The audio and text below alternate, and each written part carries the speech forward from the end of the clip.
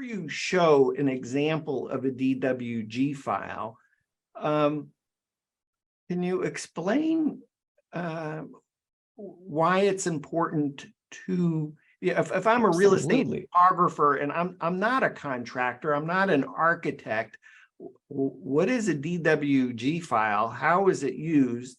And then maybe speaking to what problems and challenges a DWG file solves. Right. So great questions. If we're coming from that perspective where you're a real estate photographer, maybe a lay person, you're not super familiar.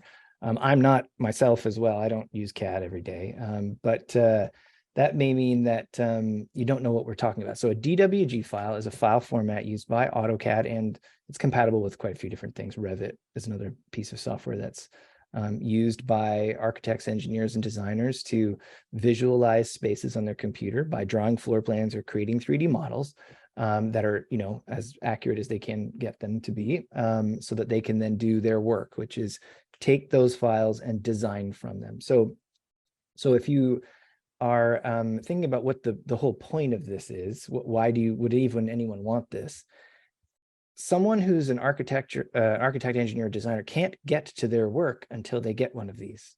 So they're stuck until they get their drawings, and then they can start their work.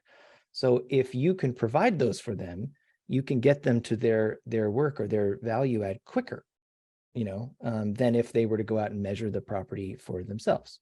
So let me just see if I can add something here. So it sounds like with the existing workflow is, if you're a architect and you're doing a remodeling for a house, typically that house was not done with CAD files, and you can't ask the homeowner, may I have your CAD file?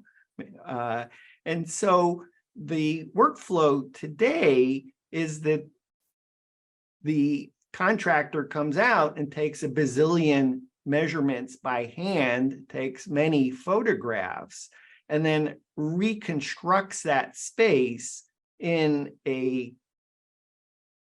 CAD program like SketchUp or Revit or AutoCAD. Yeah.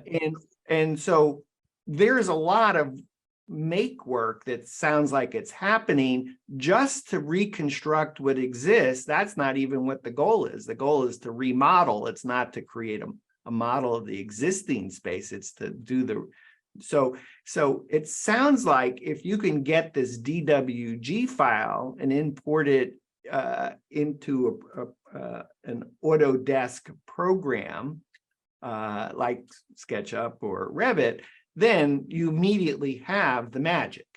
You got it. So the beauty of this is that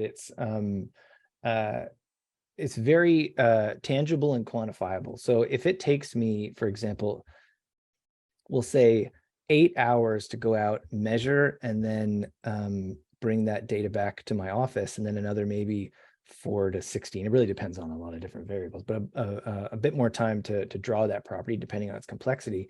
You can cut that down to like hours, instead of a multi-day project for this whole process of measuring and then getting the property drawn and into software so you can begin designing. So in the case of the existing workflow, you might be able to do the existing workflow in 1/10 the time or 1/2 the time. And it probably, as the project gets bigger, the amount of time savings only gets that much bigger. Yeah, well, that's right. Yeah, absolutely. So it's hours instead of days. So it can greatly increase or decrease rather the time required to get to that point where you can start actually designing things and drawing things. So